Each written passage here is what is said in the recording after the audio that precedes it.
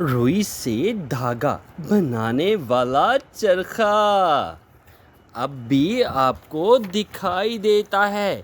कदीम दौर में बसने वाले आम लोग किसी जानवर की खाल पहनकर गुजारा करते थे। 5000 साल पहले मिस्र में तकला स्पिंडल इजाद हुआ। ये ऊन, पटसन, रुई या सूत से धागा बनाने वाला दुनिया का पहला आला था जो किसी नामालूम ज़हीन इंसान ने इजाद किया। तकले से धागा बनाने वाला पहला रुई या ऊन की बटाई करता था, फिर रुई को तकले पर चढ़ाकर धागा बनाया जाता था। मगर इस तरीके से बहुत देर और मेहनत के बाद थोड़ा सा धागा बनता था, इसलिए ये धागा सिर्फ अमीर लोग ही खरीद पाते। बहरहाल जब धागा बनने लगा तो इससे कपड़े भी तैयार होने लगे। जल्दी खड्डी भी ईजाद होगी। ये धागों के ज़रिए लिबास बनाने वाली पहली दस्ती मशीन थी। चरखा काम कैसे करता है? आम चरखा 2 पहियों पर मुश्तमिल होता है।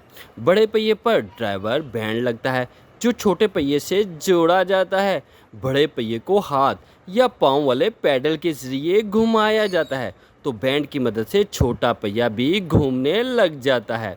ये छोटा पहिया ही रुई, ऊन वगैरह को धागे की शक्ल देता है। चरखा चलाने वाले या इसका साथी रुई बटाई करके चरखे पर चढ़ाता है। चरखा उसे धागे की शक्ल में तकले पर लपेट देता है। तकले को फिरकी भी कहते हैं। चरखा लकड़ी से बनता है। दोनों पहिए एक चूबी स्टैंड पर नस्ब होते हैं। दुनिया के बहुत से तारीखदानों ने लिखा है कि चरखा मुसलमानों में 1000 ईस्वी में ईजाद किया। मज़ीद तहकीक से साबित हुआ चरखा बगदाद शहर में बनाया गया था जब वहाँ अब्बासी दौरे हुकूमत था। बरतानिया के एक महक़िक़ आर्नल्ड पैसे ने भी अपनी एक मशहूर किताब technology in the world civilization में लिखा है कि 1030 में चरखा इस्लामी दुनिया में आम हो चुका था। इसके अलावा चरखे की सबसे कदीम तस्वीर भी बगदाद में मिली है जो 1237 में बनाई गई थी।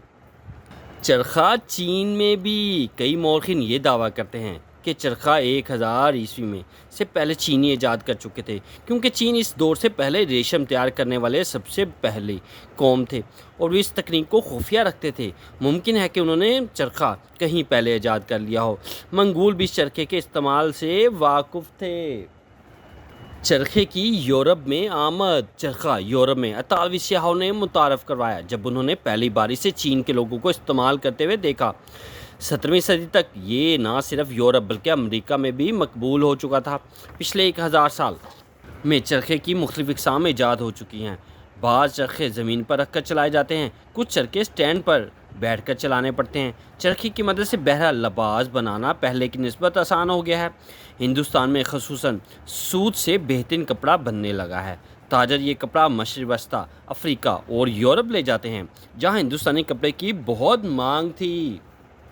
चरखे का ज़वाल 18वीं सदी के वसत में बरतानिया के मौजूद रिचर्ड आर्क राइट ने धागा बनाने वाली मशीन ईजाद कर ली। रफ्ता रफ्ता दीगर उम्दा मशीनें भी सामने आ गई। इनके ज़रिए कम वक़्त में ज़्यादा धागा बनने लगा। इन्हीं मशीनों ने सनती इनकलाब बर्पा करने में अहम किरदार अदा किया। इसके बाद चरखे का इस्तेमाल कम होने लगा। आजकल कारखानों में दैविक मशीनों पर धागे बनते हैं, जबकि इन धागों से मशीनों के ज़रिए भी मलबूसात तैयार किए जाते हैं। अब भी पाकिस्तानी देहात में कहीं कहीं चरखा दिखाई देता है।